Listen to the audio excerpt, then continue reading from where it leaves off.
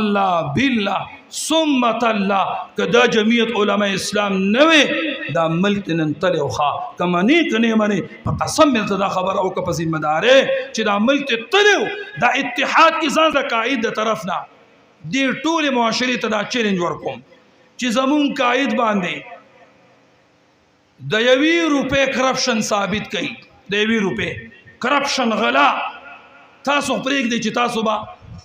اوړی ته او کنه اوړی زدل ته اعلان کوم چې زتي اوړم یو ورځ مسره دی جمعات کې نه تیروم یو ورځ ز د دغه جمعیت علماء اسلام نه ک کرپشن په ثابت شونن نزته نه اوړم او دا ټول علماء ته او داسې نه کنه داسې نه اوس تاسو نور څه غواړئ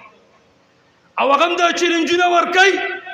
تر نن تاریخ د مور راوړي د مولانا پجامه باندې د مش د غول برابر داغ ثابت نکړې شو نو نور حقانیت څه ته ویل کیږي او ته ماته بل داسې قائد او لیډر هغه خیا چې هغه باندې غلاني ثابته د غړو غلا پیری ثابته د توشا خانو د نورو کیسو پارچا دا ثابت دي به بل خلک نه چې خبره ده منو مولانا سیم جی خپل اړه خسړې خو دې د غلو ملګری مې کا مکلا دنیا کم زه ته ورسېده خلق سپوږمۍ ته ورسېده او تل دلته کې راخه بده غلو مرګره د خدای انصاف دار دا خو غلی دي کافران خو نه دي پیغمبر د کافر سره اتحاد کړی د کافر سره په سیاست ویږي د غلو ملګرتیا سمانا چې تاسو غلی ډیر ښه خلک یې دغه شان تکړه شیخ لاګانې کوي موږ ملګری یو دا مطلب دی خو سیاست باندې رسې نه کړه پوهیږي نه مفتی محمود رحمت الله علیه د مولانا سی والدو هغه ټول خلک تسلیمي چې ولی الله مفکر اسلام نه میاشتې په صبح سرحد باندې وزارت کړي ټیم څه شو او بیا دا غینه بعد استعفا ور کړي ما ته کې دا خبرې لا مفتی محمود رحمت الله علیه خپل وخت کې د شیعاګانو سره اتحاد وکړ د چا سره اتحاد وکړ لکش کوي اوس پورې کوم سره د خپل اورولو سره تاسو نو اورم چا سره اتحاد وکړه چا ورته چې شیعاګان خو کافران دي نیله بل دي مردارانو سره اتحاد وکړه مفتی سی ورته سوې او چې ښکار ته سړی زی نزان سره سپیمبوزی هیڅ مکلا پویږي نه کنه او د خدای بنده کې سیاست وای نو محترم مسلمانانو ورونو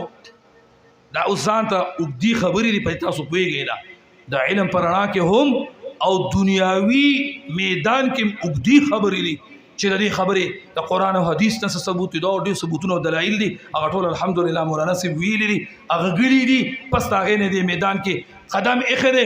اے ورونو کم امام پس چې ته الله اکبر وې کم امام پس چې ته ټیټیږي رکوع ته ځي سجدي ته ځي د کم امام په اقتدا کې چې ته مونږ کې او کم امام باندې چې ستاسو د دین او د مسلې اعتماد دی هغه امام تا ته وایي چې زه چا پسې ځم ما پسې ځه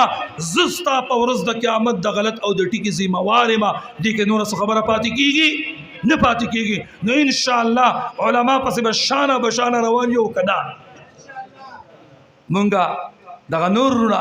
چې د علماو په شان کې ډېرې ګستاخۍ او دغه کوي مونږ هغه رونه ګڼو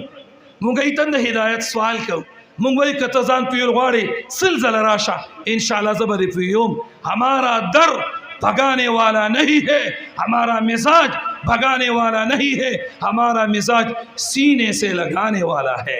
انشاءاللہ بیا بنیم پیو تا ته به دعام کو او انشاءاللہ وخت برازي حقیقت په کولاویږي چې جمعیت علماء اسلام او سیاست د علماو دا څه شی دی او الحمدلله ښکارا شو اې د اخیری خبره کوم اخیری پرې خبره ځان په مختصر انداز کې کنن دغه د زیړ پټکی مالک نه دی دا عالم او دا جماعت موجود نه وي قسم د لخرم چې دا ملک ته نن ډیفالت شوی وو ختمو او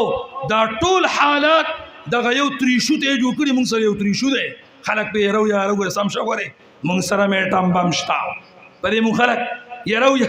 دا ټول روبم دی لاله دا ملک کمزوري کو معاشي دا سره او ساده خلک می ای په دې سپیږي نو دې ځای ته چې راوسته نو دا بیا عالمي اصول دي چې بیا به تا ته وایي چې سیبا ستا ملک ډیفالټ شو